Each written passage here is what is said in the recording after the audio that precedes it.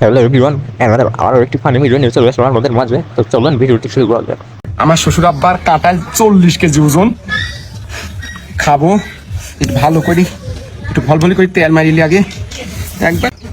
বিসমিল্লাহ। এক ভাই কমেন্ট করছে, মাথায় তুয়েল লাগানোর যে অবস্থা, চিন্তায় ছিলাম কাঁঠালের ভিতরে মাথা ঢোকাবে কিনা। আরেকজন লিখছে, খাবে মুখে তেল দিচ্ছে মাথায়। এক ভাই বলছে, ভাই আমার কাঁঠাল খাচ্ছে নাকি মারামারি করছে কাঁঠালের সাথে।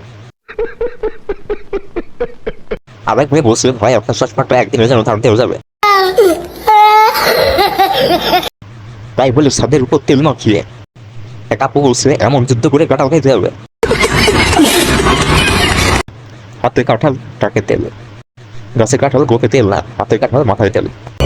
ये क्या बक रहे हो मादर। এমন আরো ফানি ভিডিও পেতে এখনই চ্যানেলটি সাবস্ক্রাইব করুন।